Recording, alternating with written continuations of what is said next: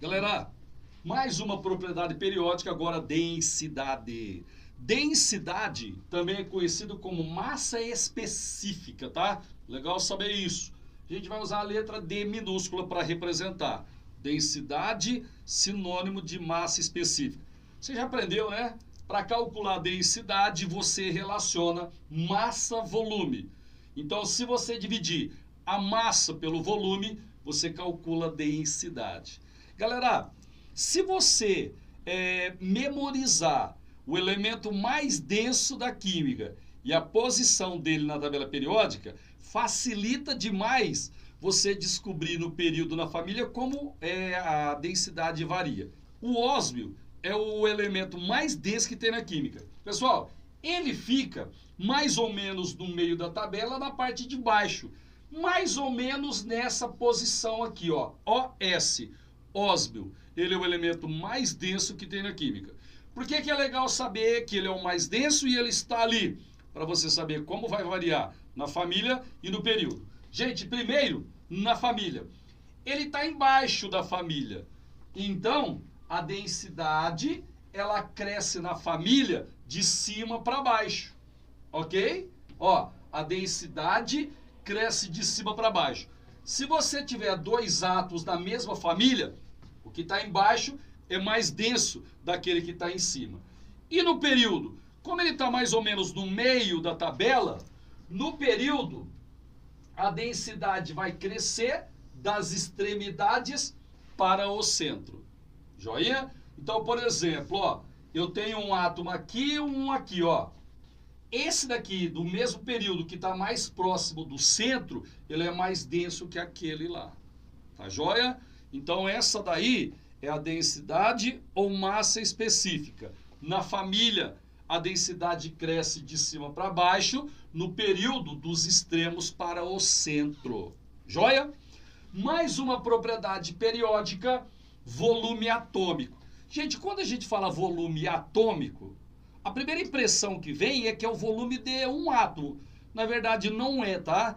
A definição de volume atômico, olha aqui para mim, é o volume em centímetros cúbicos ocupado por 1 mol de átomos no estado sólido. Você pega 1 mol de átomos no estado sólido, mede o volume dele em centímetros cúbicos. Esse é o volume atômico desse elemento químico. De boa? Como é que varia o volume atômico? Pessoal, na família, cresce de cima para baixo. Por quê? Porque embaixo na família estão os átomos com os maiores raios, os átomos maiores. Se o átomo é maior, quando você juntar 1 mol de átomos, ele vai ocupar um volume maior, tá? Então, ó, na família, o volume atômico cresce de cima para baixo. Agora dá uma olhadinha aqui para mim, ó. A densidade, ela cresce das pontas para o centro. Se você olhar, densidade e volume são inversamente proporcionais, ó, ok? Então, o volume atômico, ele vai crescer do centro para as extremidades. Tá certo? Gente, isso tudo tem que ficar legal na sua cabeça. Essa propriedade aqui, ela não costuma cair muito, mas é legal você saber. Ó, volume atômico, definição. Volume ocupado por 1 mol de átomos do estado sólido em centímetros cúbicos. Como é que varia o volume atômico na família? De cima para baixo. Como é que varia o volume atômico no período? Do centro para as extremidades. Então aí, mais uma propriedade periódica para você. Pessoal, última propriedade periódica, ponto de fusão, ponto de ebulição. Ponto de fusão, você lembra, é a temperatura na qual o elemento passa de sólido para líquido. E o ponto de ebulição, de líquido para gás. Lembra disso, né? Bom, aqui, se você conseguir memorizar um dos elementos que tem o maior ponto de fusão e ponto de ebulição na tabela e a posição dele, facilita a sua vida. Ó, o W, pessoal, W é o tungstênio. Esse elemento W aqui, ó, tungstênio. Ele fica mais ou menos nessa posição na tabela periódica. Por que que é legal você saber que ele está ali no meio, mais ou menos, da tabela embaixo? Para você saber como varia o ponto de fusão, ponto de ebulição na família e no período. Me ajuda aqui, ó.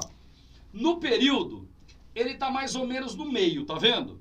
Então, o ponto de fusão e o ponto de ebulição, ele vai variar das pontas para o centro, ok? Então, quanto mais próximo do centro, no período, maior o ponto de fusão e o ponto de ebulição.